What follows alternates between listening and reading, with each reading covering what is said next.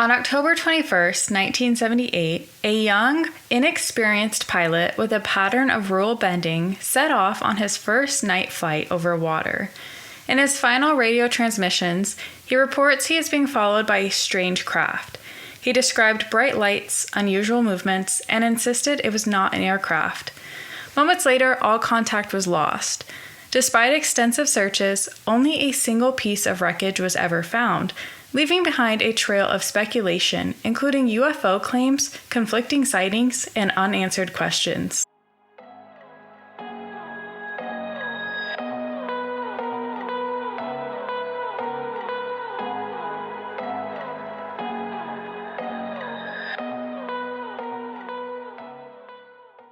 Welcome to Without a Trace. I'm your host, Jolynn. Every file holds a mystery, every story deserves to be heard. This is Frederick's story. Frederick was, by all accounts, a fine young man with no serious problems. He lived with his parents and was happily pursuing a career as a pilot. He obtained his private pilot license in September 1977 and was studying part-time to become a commercial pilot. However, the path to becoming a commercial pilot was proving difficult. He had applied twice to enlist in the Royal Australian Air Force, but had been rejected because of inadequate educational qualifications. He was a member of the Royal Australian Air Force Air Training Corps, a volunteer youth cadet program sponsored by the Royal Australian Air Force, with the determination of having a career in aviation. He had about 150 total hours of flying time under his belt. He held a Class 4 instrument rating, which authorized him to fly at night, but only in conditions in which pilots have sufficient visibility to fly. He was studying part-time to obtain his commercial pilot license, but he had failed all 5 of his exam subjects twice, and the month before he disappeared, he again failed 3 subjects. Frederick had only had his private pilot's license for 1 year, but he had managed to get himself into trouble 3 times. He received a warning for flying into a restricted zone around the Sydney airport and was facing prosecution after 2 occasions of intentionally flying into clouds when he was not yet rated to do so. Frederick had unfortunately established himself a reputation of being willing to bend the rules for his own amusement. One day in October 1978, Frederick showed up at Moorabbin Airport in Melbourne to rent a plane so he could fly to King Island, a round trip of about 3.5 hours of flight time. He was turned away due to poor weather conditions over the ocean. He returned a few days later to try again, and on October 21st, he was successful in renting a plane to make the trip. The motivation of this trip was unknown. He told flight officials that he was going to King Island to pick up some friends, but he told his family and girlfriend that he was going to pick up crayfish, though there were no crayfish available on the island, and no one on the island was waiting for Frederick. He had also failed to inform King Island Airport of his intention to land there. The airstrip was uncontrolled, meaning it had no control tower and no one monitoring the radio. Frederick would have had to call in advance to have the runway lights turned on, but he never did. At about 6:15 p.m., Frederick departed from Moorabbin to make the 125-mile trek over the Bass Strait to King Island. This was his first night flight over water. The weather was clear and the conditions were favorable. Flying over water is riskier than flying over land, so pilots typically go from Melbourne to Cape Otway, which is the closest point on the mainland to King Island. This route is longer, but it is mostly over land. However, it still includes a stretch of roughly 50 miles over water. This was most likely the route Frederick took. At 7:06 p.m., he radioed the Melbourne Flight Service to report an unidentified aircraft following him at 4,500 feet. The service told him there was no traffic near him at the time, but he insisted he could see a large unknown aircraft near him, which appeared to have 4 bright landing lights, all illuminated. He claimed it passed over him and was traveling at a high speed. Frederick was unable to confirm the type of aircraft, but described that the aircraft's exterior was shiny and metallic and that it had a green light on it. At 7:09 p.m., Frederick radioed again to report that the aircraft had returned and was approaching him at a high speed. He believed the pilot was towing with him. 2 minutes later, he indicated that his plane was showing signs of mechanical difficulty and that the engine was rough idling. The radio officials asked him once more to identify the other aircraft.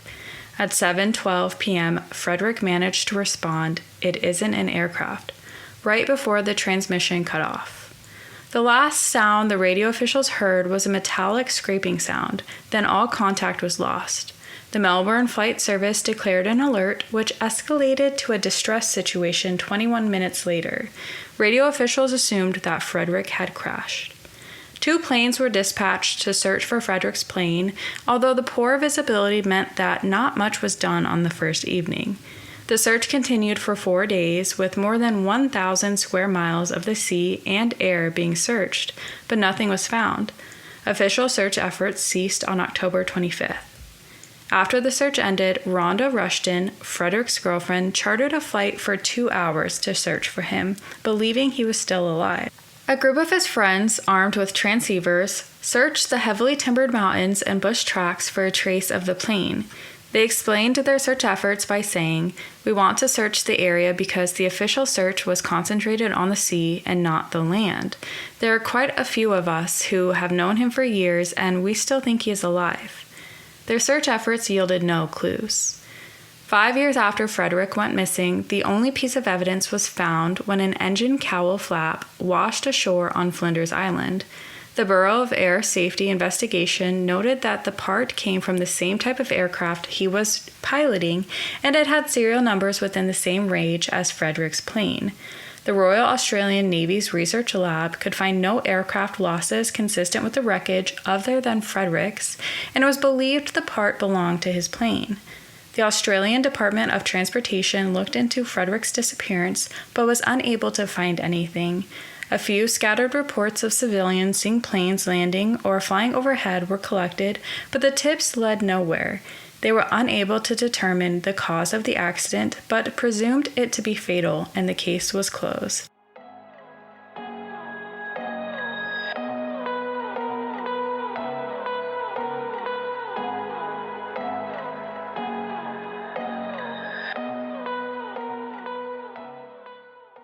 Ufologists immediately jumped on the case and offered claims that Frederick was abducted by aliens. There are numerous eyewitness accounts of a UFO moving across the sky in the area where Frederick was last reported being. At 2 p.m. on that fateful day, witnesses saw a UFO emerge from a strange cloud over Curry Island. The sky was clear except for the cloud, and the only moving object was the UFO. At about 4:30 p.m., 2 cigar-shaped objects were reported over the Bass Strait. They were described to be about 3/4 the size of a Boeing 747 aircraft, joined together with 2 silver beams.